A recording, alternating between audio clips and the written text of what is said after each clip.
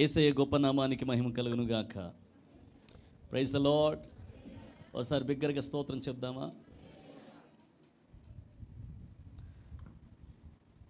సాధారణంగా క్రిస్మస్ రోజు అందరూ వస్తారు, అన్ని కుటుంబాలు కనపడతాయి. ఒకసారి పాస్టర్ గారు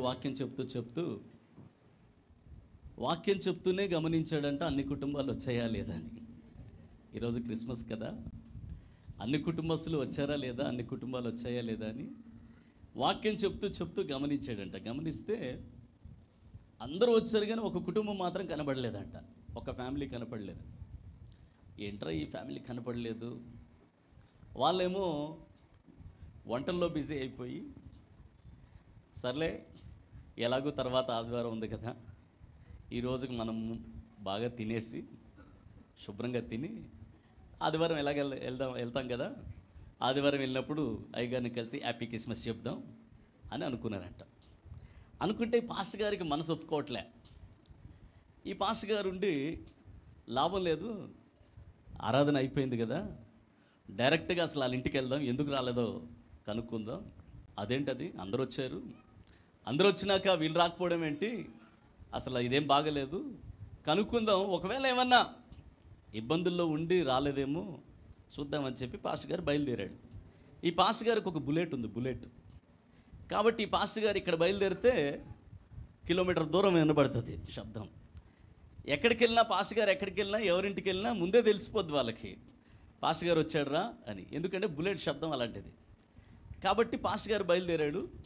వీళ్ళిద్దరూ భర్త భార్య డిసైడ్ అయిపోయారు, ఇంకా ఈరోజు వెళ్ళొద్దులే, అయిపోయి ఉంటుంది, అయినా కానీ ఇప్పుడు టైం కూడా అయిపోయింది, ఇక భోజనం చేద్దామని చెప్పి భార్య భర్త ఇద్దరు వాళ్ళు వండుకున్నవి ఎదురుగా పెట్టుకొని బాగా మటన్ బిర్యానీ, చికెను, గోంగూర, అది ఇది అసలు అన్నీ తయారు చేసుకొని ముందు పెట్టుకొని, ఎదిగో ఈరోజు కిస్మిస్ కదా, నువ్వు నాకు వడ్డించు, నేను నీకు వడ్డిస్తాను, అట్లాగే నువ్వు నాకు పెట్టు, నేను కూడా నీకు తినిపిస్తాను అని భర్త భార్యతో చెప్తున్నాడు.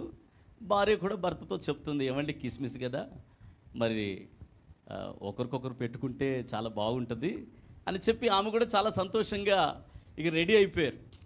రెడీ అయ్యి గిన్నెలు పెట్టుకున్నారు, ముందు ప్లేట్లు పెట్టుకున్నారు, ఇద్దరు అటు ఇటు కూర్చునే ఇలాగా వడ్డించుకునే టైంకి సరిగ్గా పాస్టర్ గారు బండి శబ్దం అయింది. బండి శబ్దం అవగానే పొరపాటున పాస్టర్ గారు ఏమైనా మన ఇంటికి వచ్చాడా అని వీళ్ళు కంగారు పడ్డారు. కంగారు పడితే నిజంగానే పాస్టర్ గారు బండి శబ్దమే అది గుర్తుపట్టారు. అరే పాస్టర్ గారు వచ్చినట్టున్నాడు అని చెప్పి లాభం లేదు, ఈరోజు ఎందుకు రాలేదని అడుగుతాడు ఆయన. ఈరోజు క్రిస్మస్ అయ్యి ఉండి బుద్ధి జ్ఞానం లేదా, మీరు ఎందుకు రాలేదు అని తిడతాడు. కాబట్టి మనం సీన్ ఒకటి క్రియేట్ చేద్దాం ఇక్కడ. ఏంటంటే మనిద్దరికి గొడవైనట్టు, మనిద్దరం ఒకరినొకరు తిట్టుకున్నట్టు, ఒకరినొకరు కొట్టుకున్నట్టు చిన్న డ్రామా చేద్దాం. దెబ్బకి పాస్టర్ గారు చూసి వెళ్ళిపోతాడులే, ఆ తర్వాత మనం వండుకునేవి మనమే తినేద్దాం అని ఇద్దరు కూడబలుక్కున్నారు, భర్త భార్య. మొత్తానికి పాస్టర్ గారు డోర్ దగ్గర ఉన్నాడు. వీళ్ళు చూశారు కానీ చూడలేనట్టే స్టార్ట్ చేశారు, యాక్టింగ్ స్టార్ట్ చేసి, ఇక భర్త ఇది ఒక బిర్యానీ అంటారా, చూడెట్టుందో అసలు హల్వా లెక్క ఉంది ఇది అని చెప్పి భర్త తిట్టు స్టార్ట్ చేశాడు. ఇక భార్య ఊరుకుంటుందా, ఆమె తిడుతుంది, ఈయన తిడుతున్నాడు, అసలు నీ ముఖానికి వంట చేయడం రాదు నీకు అంటే, నువ్వు ఉన్నావు ఉదయాన్నే వెళ్ళి తీసుకురమ్మంటే ఏమీ తీసుకురాలేదు, ఇదిగో చూడు అది ఇది అని చెప్పి ఒకరి మీద ఒకరు తిట్టుకుంటున్నారు. తిట్టుకునేది ఆగిపోయింది. ఈ భర్తకు కొంచెం కోపం వచ్చి నన్నే తిడతావని పిడేలమని వేసాడు ఒకటి.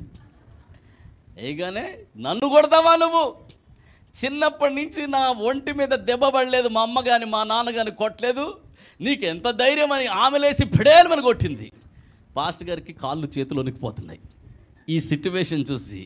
ఇది చూసి ఆయన లోపలికి వస్తే, లోపల అడుగు పెడితేనైనా వీళ్ళు ఆగుతారేమో అని చెప్పి డోర్లోంచి లోపల అడుగు పెట్టాడు. లోపల అడుగు పెట్టి అమ్మా ఆగండి ఏంటి కొట్టుకుంటున్నారేంటి, ఏమైంది ఏంటంటే, చూడండి పాస్టర్ గారు ఈయన ఎలాంటోడో ఈ మనిషి అని చెప్పి ఆమె, చూడండి పాస్టర్ గారు ఈ మనిషి ఎలాంటిదో అని చెప్పి ఆయన, ఇట్లా ఒకరి మీద ఒకరు, అమ్మ మీ పరిస్థితి బాగాలేనట్టుంది, అసలుకి మీరు ఎందుకు రాలేదు అని కనుక్కుందాం, పరామర్శిద్దాం, క్రిస్మస్ కదా పరామర్శిద్దామని చెప్పి వచ్చాను. కానీ మీ పరిస్థితి బాగాలేనట్టుందమ్మా, సర్లేండి నేను వెళ్తాను అంటే, సర్లేండి పాస్టర్ గారు వెళ్ళండి అని చెప్పి అన్నారంట.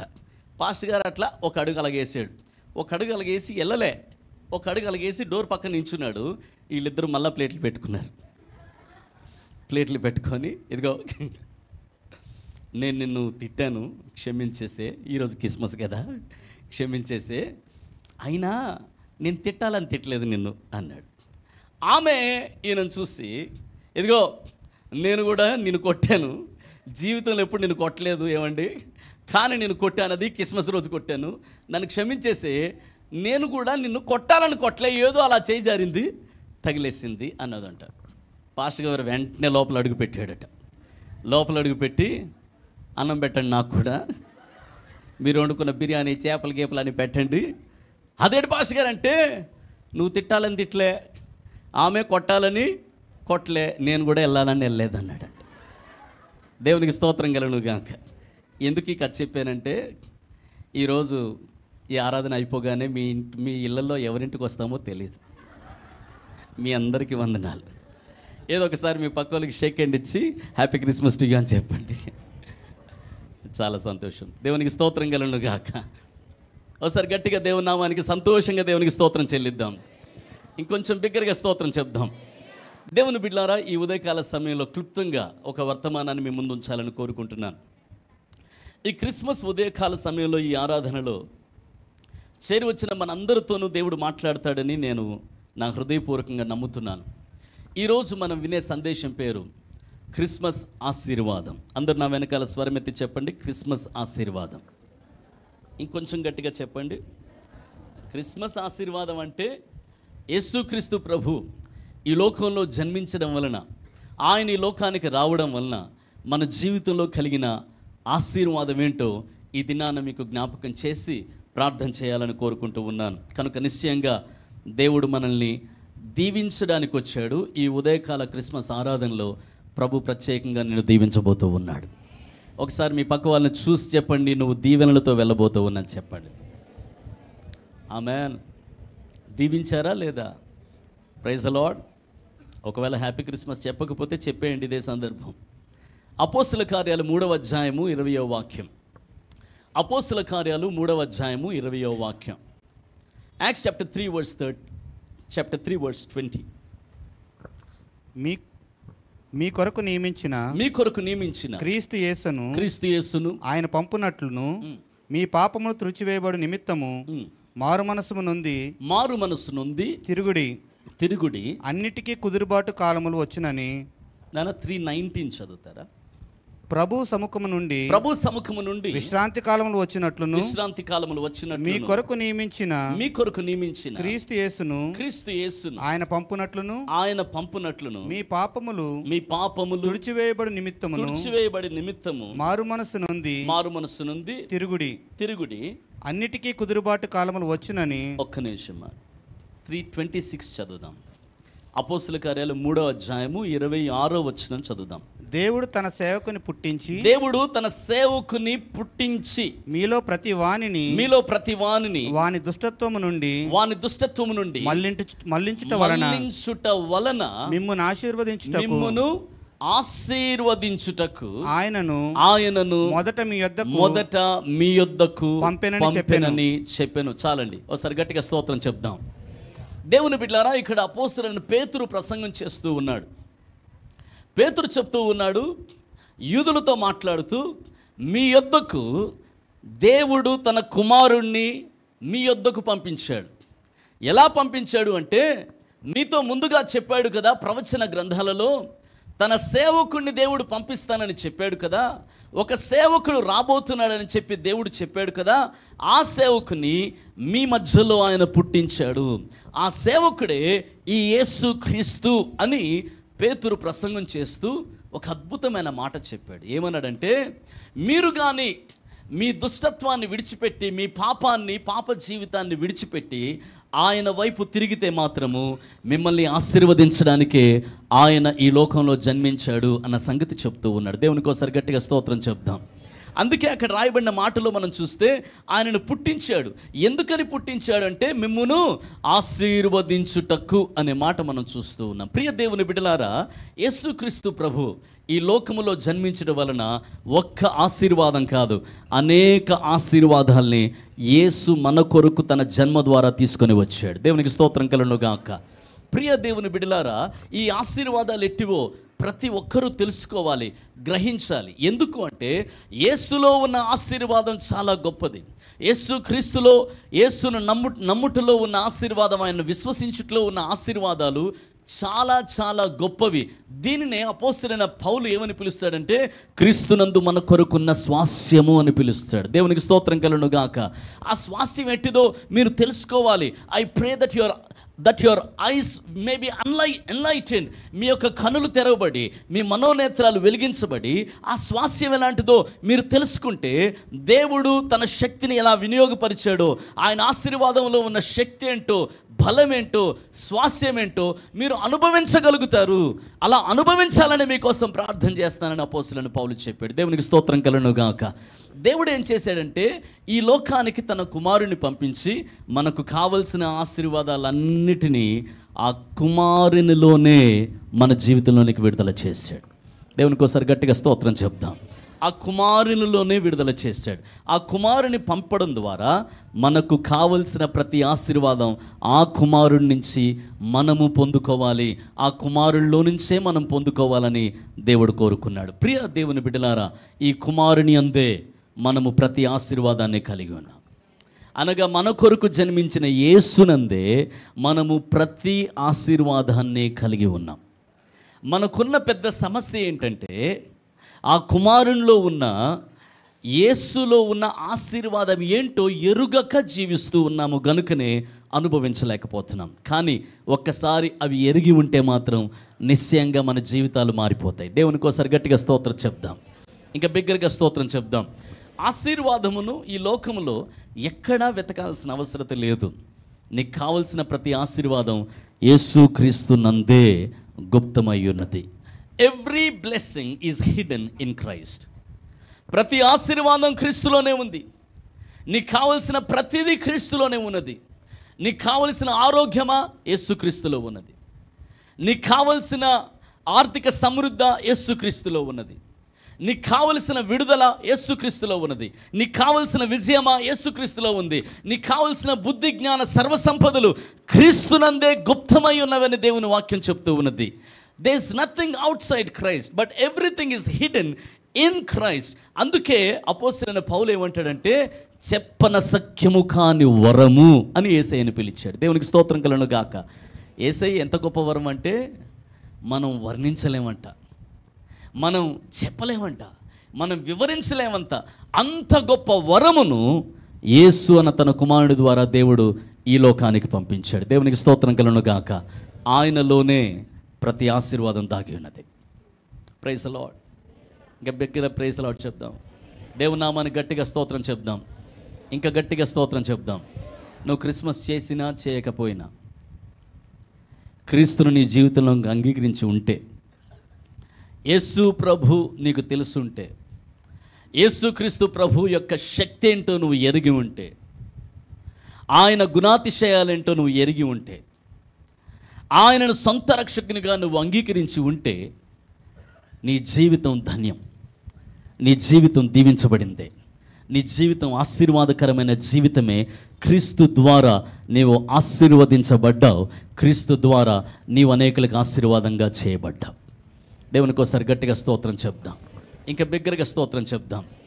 దేవుని బిడ్డలారా, లండన్ దేశంలో ఒక పేదరాలు ఉన్నదంట, చాలా పేద వ్యక్తి. ఆమె నిజానికి ఒక మంచి కుటుంబానికి సంబంధించిన వ్యక్తి, చాలా సంపన్నమైన రాజుల కుటుంబానికి సంబంధించిన వ్యక్తి. కానీ జీవితం అంతా పేదగానే జీవించింది, జీవితం అంతా ఏమీ లేకుండానే జీవించింది. ఒక చిన్న పూరిపాక లాంటి దాంట్లో జీవించింది ఆమె జీవించింది. చాలా వయసు అయిపోయింది, ఒక 60-70 సంవత్సరాలు వచ్చేసాయి. ఆ సమయంలో గవర్నమెంట్ నుంచి సర్వే చేస్తున్న వాళ్ళు ఒకరు ఆమె ఇంటికి కూడా వచ్చారు, సర్వేకి వచ్చారు. వచ్చిన వాళ్ళు ఆమె ఇంట్లో డీటెయిల్స్ అన్నీ అడుగుతున్నారు. అమ్మా నీకు ఎంతమంది పిల్లలు? నాకు ఎవరు లేరయ్యా. అమ్మా మీ తల్లిదండ్రుల పేరు ఏం పేరు? పలానా పేరు పలానా పేరు.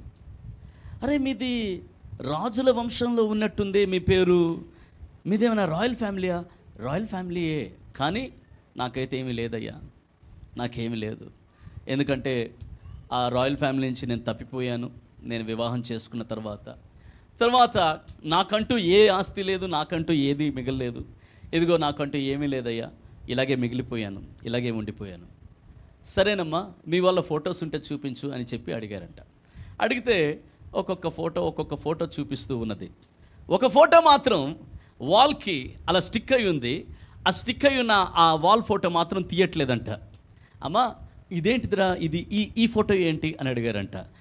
ఈ ఫోటో అయ్యా ఇది నాకు నేను 20 సంవత్సరాలు ఉన్నప్పుడే నాకు ఒక సర్టిఫికెట్ ఇచ్చారయ్యా, ఆ సర్టిఫికెట్ బాగుంది కదా అని చెప్పి నేను దాన్ని ఫ్రేమ్ కట్టించి పెట్టుకున్నానయ్యా, ఇది ఫోటో కాదయ్యా, నేను చూడొచ్చా ఒకసారి అని చెప్పి ఆయన తీసి చూసాడంట. తీసి చూస్తే ఆ సర్టిఫికెట్లో ఈమె పేర సుమారుగా $400 కోట్ల ఈమె పేరు మీద సర్టిఫై చేసి ఒక ఆస్తిగా సర్టిఫై చేసి ఇచ్చారు. ఈమెకి అది ఫోటో అనుకుంటుంది కానీ, ఫోటో ఫ్రేమ్ కట్టించుకుంది కానీ ఆ ఆస్తి అంతా తన పేరు మీదే ఉన్నదన్న సంగతి మాత్రం ఆమె గ్రహించలేక జీవితం అంతా ఏమీ లేని స్థితిలో జీవించింది. వాడు చూసన్నాడు, అమ్మా నువ్వు నిజానికి రాయల్ ఫ్యామిలీ తరపున నీకు చాలా ఆస్తి ఇవ్వబడ్డది, కొన్ని కోట్ల రూపాయలు, కొన్ని కోట్ల డాలర్లు నీకు ఇవ్వబడ్డాయి. ఎలా చెప్తున్నావయ్యా? ఇదిగో ఈ సర్టిఫికేట్లో ఉంది, ఈ సర్టిఫికేట్లో రాసింది. ఏంటిది ఇది? దీంట్లో ఏముంది? ఇది ఫోటో కాదా? బాగుందని పెట్టుకున్నాను కదా, ఇది ఫోటో కాదమ్మా, నీ పేరు మీద వ్రాయబడిన ఆస్తి అంతా దీంట్లో ఉందమ్మా, నీ పేరు మీద వ్రాయబడిన ఆస్తి అంతా దీంట్లో ఉంది. ఆమె చాలా బాధపడ్డదంట. 70 సంవత్సరాలు వచ్చేసాయ్యా, నాకు 20 సంవత్సరాల వయసులోనే ఇది ఇచ్చారు, కానీ 70 సంవత్సరాలు అంటే సుమారుగా 50 సంవత్సరాలు నేను ఇంత ఆస్తిపరురాలనా, ఇన్ని కోట్లున్నాయా, నాకు ఇంత ధనం ఉందా అన్న సంగతే తెలియకుండా ఒక పేదదానిగా, ఏమీ లేని దానిగా బ్రతికిపోయాను కదా, ఇలా బ్రతికేశాను కదా అని చెప్పి చాలా బాధపడ్డదంట. ఈరోజు ప్రియ దేవుని బిడ్డలారా, మీకు ఒక సత్యాన్ని చెప్పాలని కోరుకుంటున్నాను. త్వరగా మీరు గ్రహించాల్సిన సత్యం ఏంటో తెలుసా? నీకు కావలసిన సమస్తము యేసు క్రీస్తునందే గుప్తమై ఉన్నది. యేసులో ఉన్నదాన్ని నువ్వు ఎంత త్వరగా గ్రహిస్తావో అంత త్వరగా నీ జీవితంలో సమూల మార్పులను నువ్వు చూడగలుగుతావు. ఎందుకంటే క్రీస్తే నీ జీవితానికి కొరత కలిగిన ఆశీర్వాదం కాదు, సంపూర్ణమైన ఆశీర్వాదం. ఈ మాట అర్థమైందన్న వారు గట్టిగా చప్పట్లు కొట్టేసి స్తోత్రం చెల్లిద్దాం. Everything is in Jesus.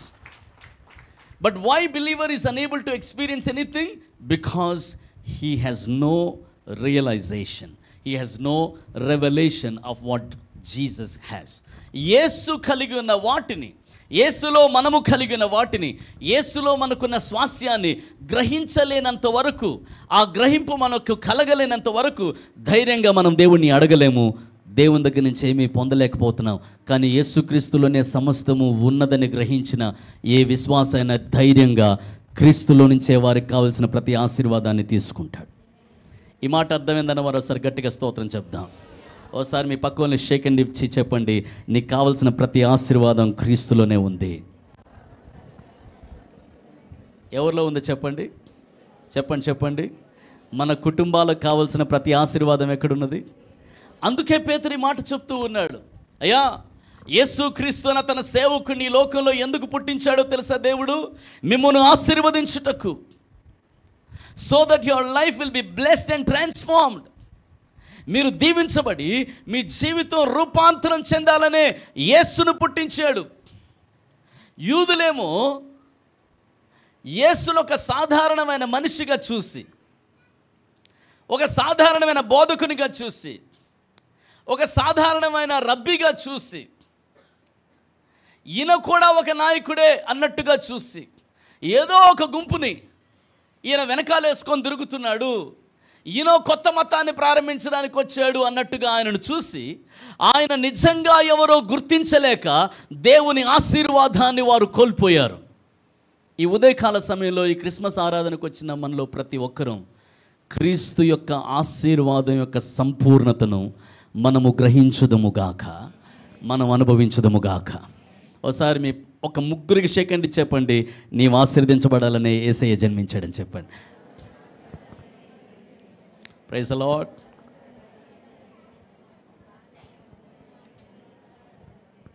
దేవునికి స్తోత్రం కలుగును గాక. ఒకసారి గట్టిగా స్తోత్రం చెప్దాం, బిగ్గరగా స్తోత్రం చెప్దాం, ఇంకా గట్టిగా స్తోత్రం చెప్దాం. నేను ఈ ఉదయకాల ఆరాధనలో ఆరోగ్యవంతులను చూస్తున్నాను, పరిపూర్ణ ఆరోగ్యవంతులను చూస్తున్నాను, ఏ రోగము లేని ఆరోగ్యవంతులను చూస్తున్నాను.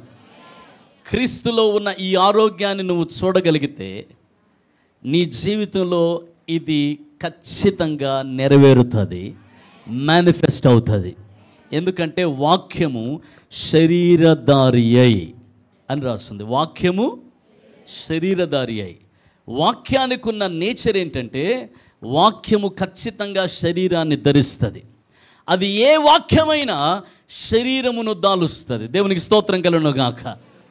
నేను ఈ ఉదయకాల సమయంలో ఆరోగ్యవంతులను మాత్రమే కాదు, ఈ ఉదయకాల సమయంలో సంపన్నులను చూస్తున్నాను. కొన్ని ఆమెలు వినబడ్డాయి. దేవునికి స్తోత్రం కలుగును గాక. సమృద్ధి కలిగిన సంపన్నులను చూస్తున్నాను. అనేకుల్ని దీవించగలిగి అనేకుల్ని లేవనెత్తగలిగిన సంపన్నులను ఈ ఉదయకాల ఆరాధనలో నేను చూస్తూ ఉన్నాను. నీవు చూడగలిగితే, క్రీస్తు ఆశీర్వాదంలో ఉన్న ఐశ్వర్యం ఏంటిదో నువ్వు చూడగలిగితే నీవు అనుభవిస్తావు, నీవు అలా మారిపోతావు. దేవునికి ఒకసారి గట్టిగా స్తోత్రం చెప్దాం. ఈ ఉదయకాల ఆరాధనలో సమాధానం కలిగిన కుటుంబాలను నేను చూస్తున్నాను. నేను కూడా చూస్తున్నానన్నా అన్నవారు స్తోత్రం చెప్పండి. కానీ అక్కడక్కడ కలత కనబడుతుంది, టెన్షన్ కనబడుతుంది, కలవరం కనబడుతుంది, అక్కడక్కడ కొంచెం డిఫరెన్సెస్ అవి ఇవి కనపడుతున్నాయన్న నిజమే, వాస్తవంగా ఉండొచ్చు. కానీ క్రీస్తులో మనకున్న ఆస్తి సమాధానం, క్రీస్తులో మనకున్న ఆశీర్వాదం సమాధానం. దేవునికి స్తోత్రం కలుగును గాక. ఈ సమాధానము మన కుటుంబాల్లో మేనిఫెస్ట్ అవ్వాలని దేవుడు కోరుకుంటూ ఉన్నాడు. ఆ సమాధానాన్ని సంపూర్ణంగా మనం చూడగలుగుతాం, ఎందుకంటే ఆశీర్వాదంలో ఇదొక భాగం. ప్రియమైన దేవుని బిడ్డలారా గమనించండి, దూతలు పరలోకాన్ని విడిచిపెట్టి గాన ప్రతిగానాలతో ఈ లోకంలోకి దిగొచ్చి గొర్రెల కాపరులు తమ మందలు కాచుకుంటూ ఉన్న సమయంలో ఈ గొర్రెల కాపరులకి దూతలు దిగొచ్చి గాన ప్రతిగానాలతో ఒకటే పాట పాడుతున్నారు. ఏమని పాడుతున్నారు తెలుసా? సర్వోన్నతమైన స్థలములలో దేవునికి మహిమయు, ఆయనకిష్టులైన మనుష్యులకు భూమి మీద సమాధానము కలుగునుగాక. పుట్ ద రిఫరెన్స్ నాన్న, కీప్ ద రిఫరెన్స్. ఎన్నోవ అధ్యాయంలో ఉంది తెలుసా మీకు ఇది? లూకాసు వార్త 2వ అధ్యాయము 14వ వచనం. సర్వోన్నతమైన స్థలములలో దేవునికి మహిమయు, ఆయనకిష్టులైన మనుషులకు భూమి మీద సమాధానం కలుగునుగాకని దేవుని స్తోత్రము చేయుచుండెను. చాలా జాగ్రత్తగా గమనించండి, సమాధానం ఒక ఆశీర్వాదం. సమాధానం ఒక ఆశీర్వాదం. నీ జీవితంలో సమాధానం అనే ఆశీర్వాదాన్ని నీవు కలిగి ఉండాలని దేవుడు కోరుకుంటున్నాడు. ఎలాంటి సమాధానం అన్నా అంటే, ఎంత భయంకరమైన తుఫాను వచ్చినా, తుఫాను గాలులు ఇటు అటు లేచినా, యేసుక్రీస్తు ప్రభు ఓడలో ఉండి తుఫాను మధ్యలో కూడా నెమ్మది కలిగి సమాధానం కలిగి నిద్రపోయాడే, అలాంటి సమాధానం దేవుడు నీకు ఇవ్వాలని కోరుకుంటూ ఉన్నాడు. తుఫానులు లేవని కాదు, కానీ తుఫానుని ఆపగలిగిన సమాధానం.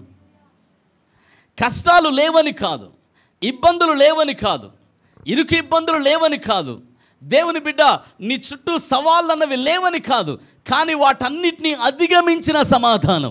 ఎన్ని ఉన్నా వాటిని దాటి వెళ్ళగలిగిన సమాధానం నువ్వు కలిగి ఉండాలని యేసయ్య ఈ లోకానికి వచ్చాడు. నువ్వు కలిగి ఉండే ఆశీర్వాదం సమాధానం.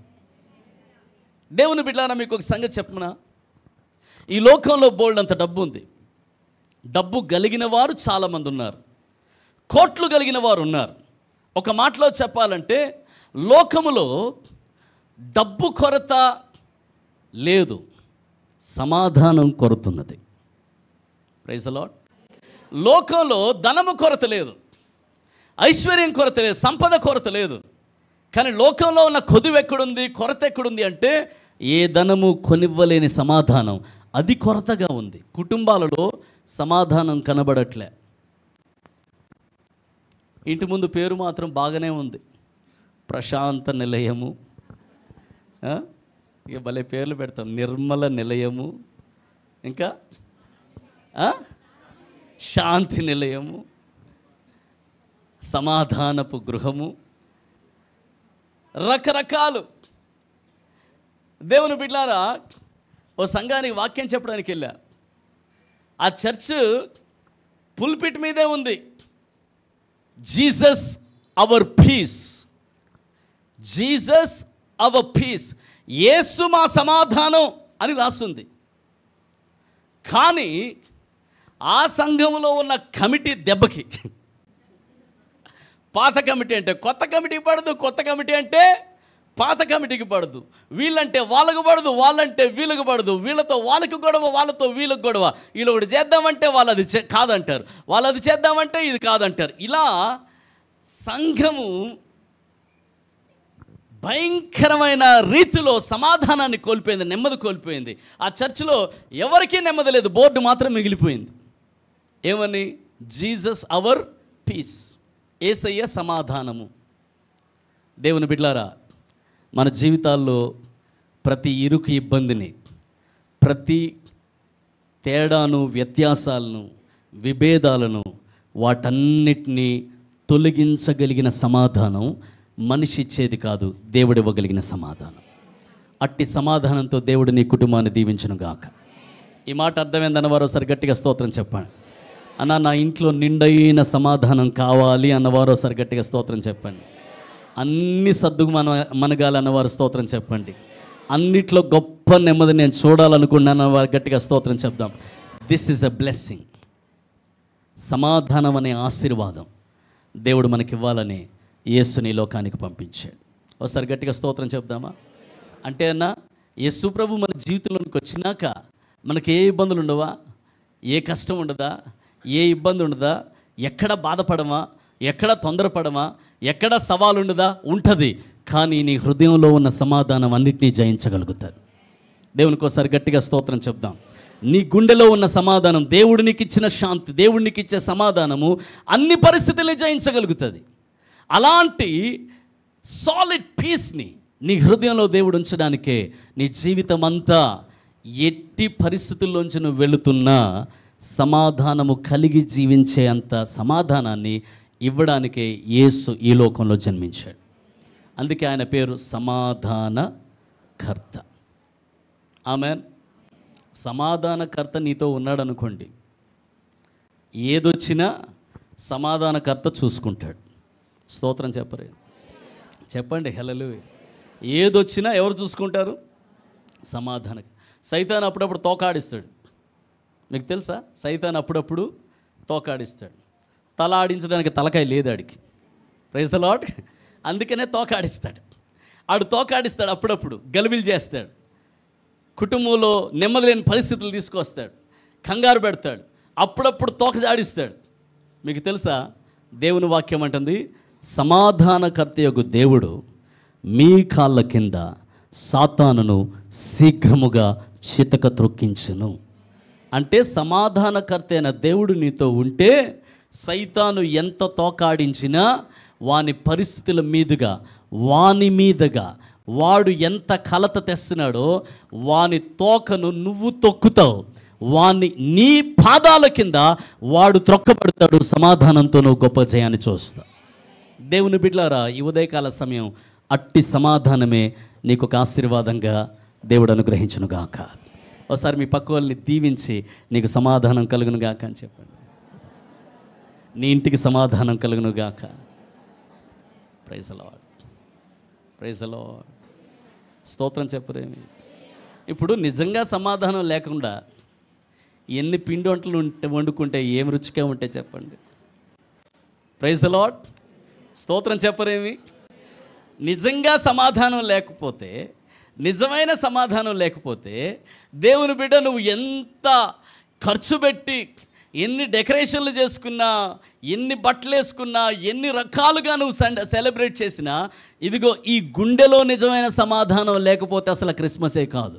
అందుకనే దేవుడు నిన్ను ఎక్స్టర్నల్గా నీకేదో సమాధానం ఇవ్వడానికి రాలే, నీ హృదయంలో గొప్ప నెమ్మదిని సమాధానాన్ని ఇచ్చి నీ పరిస్థితులన్నిటినీ అధిగమించగలిగిన సమాధానం. జలములలో బడి నేను వెళ్ళినా అవి నా మీద పొర్లవు, అగ్నిలో బడి నేను నడిచిన జ్వాలలు నన్ను కాల్చజాలవు. ఎందుకంటే నా చుట్టూ అలాంటి సమాధానం ఉంటుంది. దేనిలో నుంచైనా నేను వెళ్ళిపోగలుగుతాను. అలాంటి సమాధానం దేవుడు నీకు అనుగ్రహించును గాక. మరొకసారి మీ పక్కన దీవించండి. దేవుని సమాధానం చేత నువ్వు దీవించబడదువు గాక. Praise the lord. దేవునికి ఒకసారి గట్టిగా స్తోత్రం చెప్దాం. దేవుని నామానికి మహిమ కలుగును గాక. ప్రియమైన దేవుని బిడ్లారా, దేవుడు అనుగ్రహించు ఇంకొక మాట మీకు చూపించాలని కోరుకుంటున్నాను. లూకాసు వార్త 19వ అధ్యాయానికి రండి. 19వ అధ్యాయం 10వ వచనం. లూకాసు వార్త 19వ అధ్యాయము 10వ వాక్యం.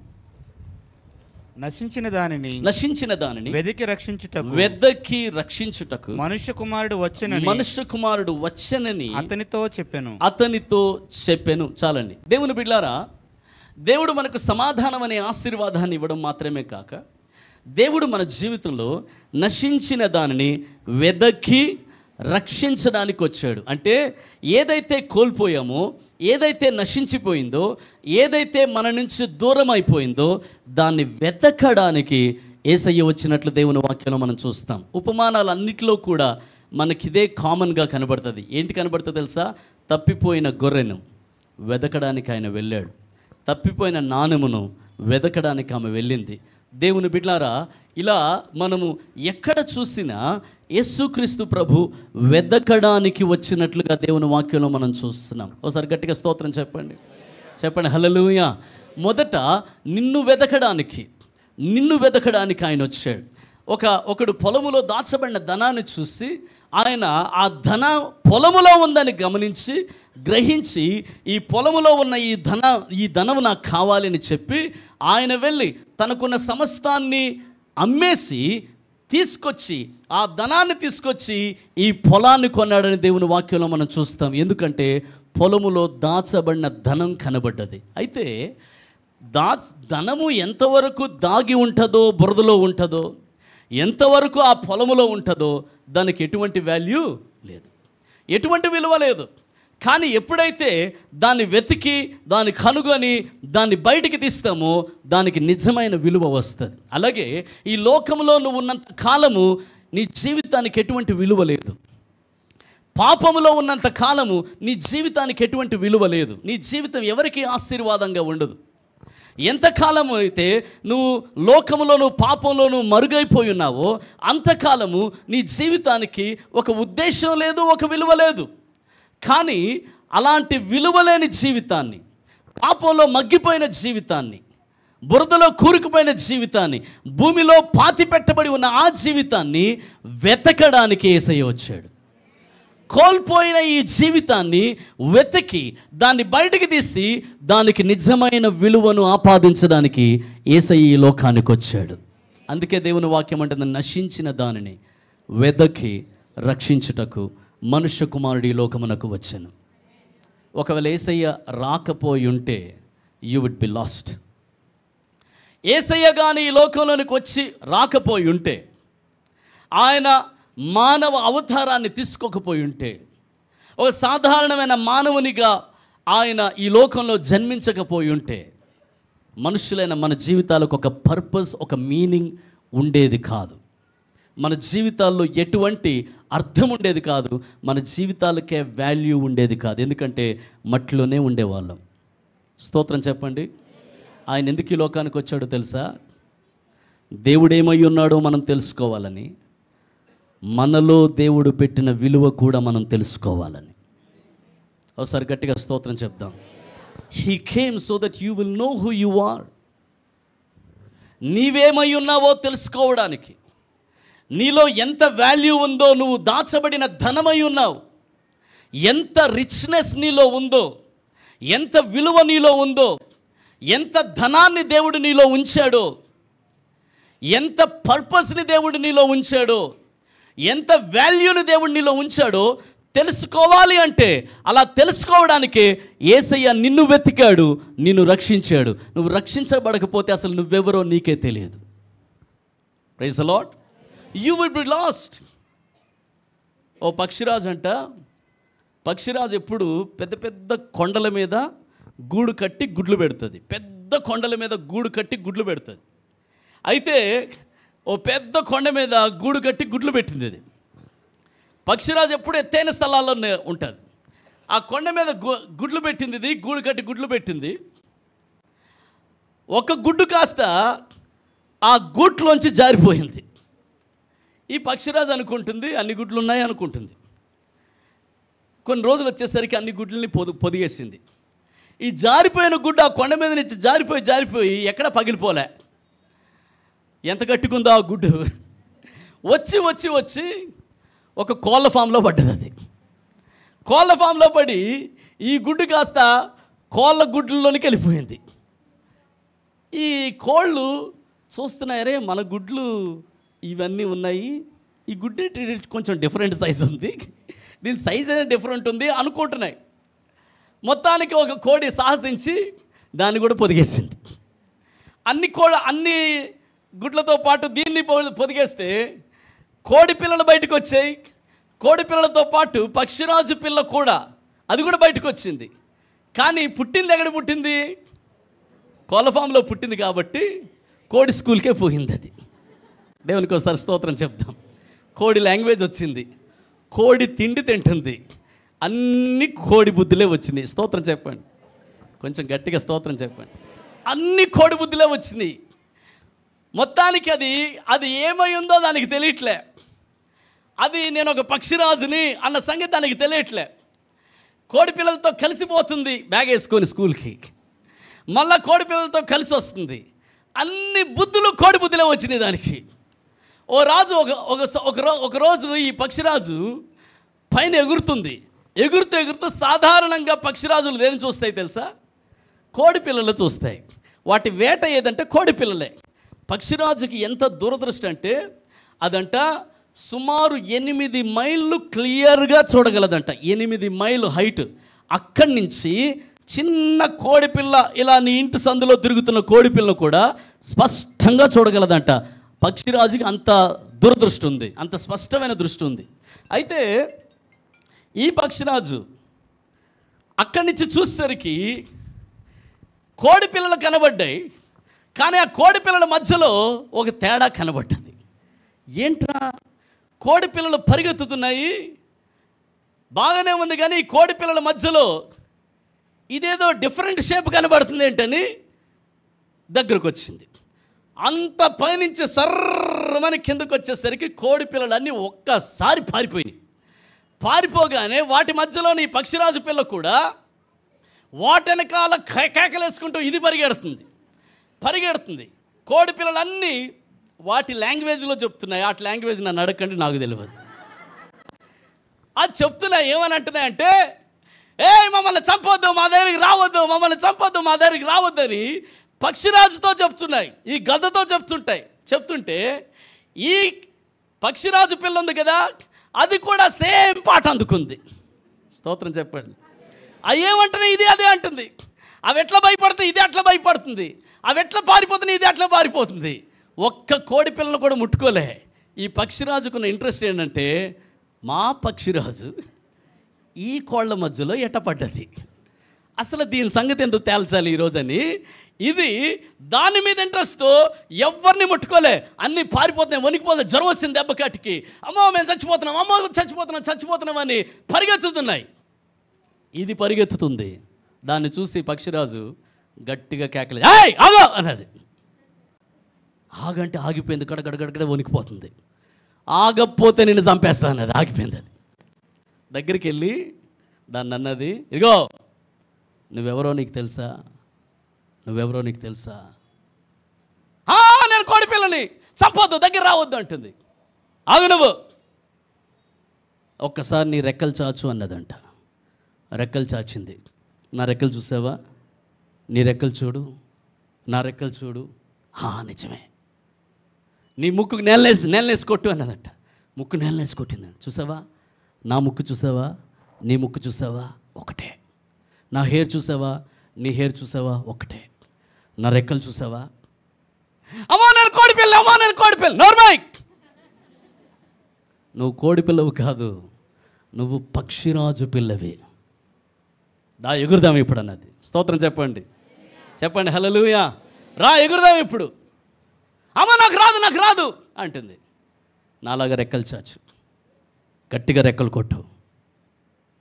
అది రెక్కలు కొట్టడం ప్రారంభించింది. రెక్కలు కొడితే ఇంత హైట్ లేసిందంట. ఇంత హైట్ లేకగానే కంగారు అయిపోతుంది దానికి. కోడి ఇంత హైట్ లేస్తే దానికి ఎప్పుడు కంగారే కదా. అంటే రెక్కలు పక్షిరాజు రెక్కలైనా మెదడు అదనమాట. మీకు బాగా అర్థమవుతుంది. క్రిస్మస్ అయినా బాగా వింటున్నారు వాక్యం. దేవునికి స్తోత్రం చెప్పండి, చెప్పండి హల్లెలూయా. మెదడు ఏ స్కూల్ చదివింది, ఏ తిండి తిన్నది, ఏ లాంగ్వేజ్ నేర్చుకుంది, ఎవరితో సహవాసం చేసింది చెప్పండి కొంచెం. మొత్తానికి గట్టిగా రెక్కలు చాచు, మనం పైకి ఎగురుదాం. అమ్మా నేను ఎగరలేనంత. ఎగరగలవు.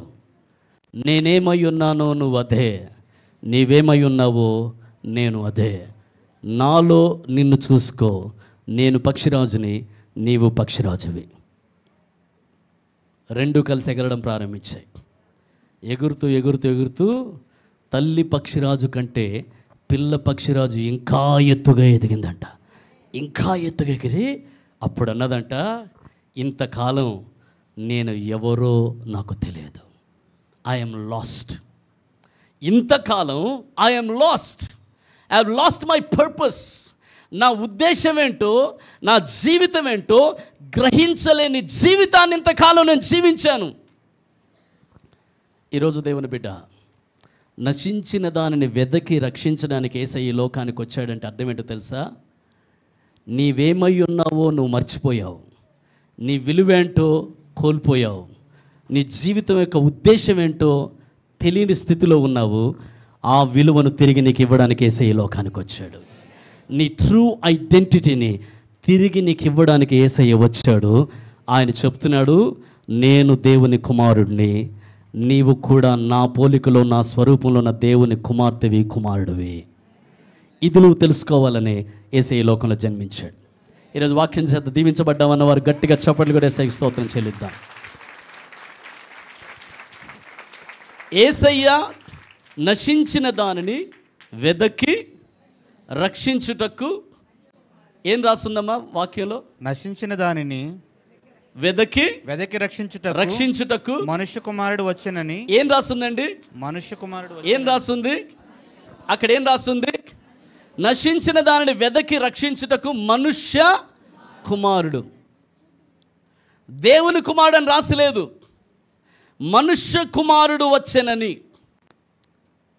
ఎందుకు ఆయన మనుష్య కుమారుడుగా వచ్చాడంటే, మనుషులుగా జీవిస్తున్న మనము, మనుష్య కుమారునిగా వచ్చిన ఆయన మనతో సహవాసం చేసి, మనకు బోధించి, జీవితాన్ని నేర్పించి, ఇది నిజమైన జీవితం, ఇది నిజమైన ప్రేమ, ఇది దేవుడంటే ఇలా ఉంటాడు, మనము దేవుని పిల్లలుగా ఇలా జీవించాలని దేవుని కుమారుడుగా రాలే, మనుష్య కుమారుడుగా ఈ లోకానికి వచ్చి మనల్ని దేవుని కుమారుల స్థానంలోనికి తీసుకెళ్ళడానికి ఆయన వచ్చాడు.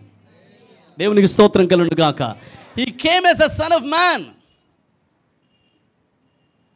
so that he can have relationship with us and change us into sons of God. మనల్ని, మనుష్య కుమారులమైన మనల్ని ఆయన మనతో సాంగత్యం చేసి, సహవాసం చేసి, మనం రక్షించి, మనము నిజముగా దేవుని కుమారులమై ఉన్నాము, ఆ విలువను కలిగి ఉన్నామని చూపించడానికి, దేవుని కుమారుల స్థానములోనికి మనల్ని మార్చడానికి యేసయ్య మనుష్య కుమారునిగా వచ్చాడు. ఒకసారి గట్టిగా స్తోత్రం చెప్దాం, ఇంకా బిగ్గరగా స్తోత్రం చెప్దాం. ఒకసారి మీ పక్కోళ్ళని షేక్ హ్యాండ్ ఇచ్చి అడిగండి, నువ్వెవరో నీకు తెలుసా అని అడగండి. Praise the lord. ఎందుకంటే దేవుణ్ణి నమ్ముకున్న తర్వాత కూడా, పక్షిరాజులు అయిన తర్వాత కూడా భాగ్య అంటే చెప్పండి. కోడి పిల్లలమని ఆ కోడి బుద్ధి ఇంకా ఉండిపోతుంది. నేను కోడి పిల్లనే, నేను కోడి స్కూల్లో చదువుకున్నాను, నేను ఇక్కడ చదువుకున్నాను, నేను ఇలా చదువుకున్నాను, నా పరిస్థితులు ఇట్లున్నాయి అట్లున్నాయి. దేవుని బిడ్డలారా, ఈరోజు దేవుడు మనతో మాట్లాడుతున్నాడు. ఆయన మనుష్య కుమారుడిగా వచ్చాడు. దేవుని కుమారుడై ఉండి మనుష్య కుమారుడిగా వచ్చాడు. ఎందుకంటే మనుష్య కుమారులైన మనల్ని దేవుని కుమారులుగా మార్చడానికి, to make us the sons of God. అది నీ నిజమైన విలువ. యేసుక్రీస్తులో ఎంతో గొప్ప విలువను నీ అంతరంగంలో నువ్వు కలిగి ఉన్నావు. నీకు తెలుసా, నీ విలువని ఎవరూ లెక్కగట్టలేరు. అంత విలువైన వ్యక్తివి నీవు. ఇది దేవుడు మనకిచ్చిన గొప్ప ఆశీర్వాదం ఆయన జన్మ ద్వారా. దేవునికి ఒకసారి గట్టిగా స్తోత్రం చెప్దాం. ఈ మధ్యాహ్నం నా ప్రార్థన, ఎవరైతే తమ జీవితంలో ఆ సెన్స్ ఆఫ్ వాల్యూ కోల్పోయారో, ఆ సెన్స్ ఆఫ్ పర్పస్ కోల్పోయి, నా జీవితానికి ఒక ఉద్దేశం ఉన్నది, నా జీవితానికి ఒక అర్థం ఉంది, నా జీవితం దేవుడిచ్చినది, నాకు దేవుడిచ్చిన విలువ ఉంది, నేను దేవుని కోసం జీవించాలి, ఇదిగో ఇది నా జీవితానికి నిజమైన పర్పస్ అని, ఆ పర్పస్ని ఎవరైతే కోల్పోయారో వారికి తిరిగి ఆ పర్పస్ అనుగ్రహించబడును గాక. వారేమై ఉన్నారో వారు గ్రహించదురు గాక. నీవేమై ఉన్నావో, అంతరంగంలో నీవేమై ఉన్నావో, దేవుడు నిన్ను ఎందుకోసం పుట్టించాడో, దేనికోసం ఈ లోకానికి దేవుడు పంపించాడో, ఆ రియల్ పర్పస్ని నీవు గ్రహించినట్లుగా దేవుడు చేయను గాక. నశించిపోయినది తిరిగి నీకు జీవితంలో సమకూర్చబడును గాక. దేవునామానికి 2 చేతుల పైకి దేవునామానికి స్తోత్రం చెప్దాం. ఇంకా బిగ్గరగా స్తోత్రం చెల్లిద్దాం. దేవాతి దేవుడు క్రిస్మస్ ఆశీర్వాదంతో మిమ్మల్ని నింపును గాక. ఆమెన్. 3వ మాట చెప్పి ప్రార్థన చేస్తాను, చాలా ప్రాముఖ్యమైనది. చూద్దాం ఒకసారి వాక్యంలో నుంచి. ఈ మాట చదవండి. This is an important scripture. నాన్న ఎవరైనా ఈ కూలర్ ఆన్ చేయండి, కొంచెం గాలి అటు ఇటు కదులుతుంది. Praise the lord. నాకు ఇంకా 3 నిమిషాల సమయం ఉన్నది. 3 నిమిషాల్లో ముగిస్తాను. Praise the lord. ఒకసారి స్తోత్రం చెప్తారా? మత్తయి సువార్త 1:23 చదువుదాం.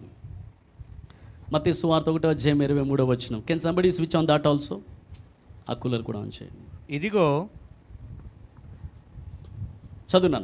ఇదిగో కన్యక గర్భవతి అయి, ఇదిగో కన్యక గర్భవతి అయి కుమారుని కనును, ఆయనకు ఇమ్మానుయేలు పేరు పెట్టుదురు, ఇమ్మానుయేలు అని పేరు పెట్టుదురు అని ప్రభువు తన ప్రవక్త ద్వారా పలికిన మాట నెరవేరునట్లు ఇదంతయు జరిగెను. ఇమ్మానుయేలు పేరునకు భాషాంతరమున దేవుడు మనకు తోడని అర్థం. దేవుని బిడ్డలారా, క్రిస్మస్ ఆశీర్వాదంలో మొట్టమొదటిది సమాధానం. క్రిస్మస్ ఆశీర్వాదంలో రెండవది సమకూర్పు.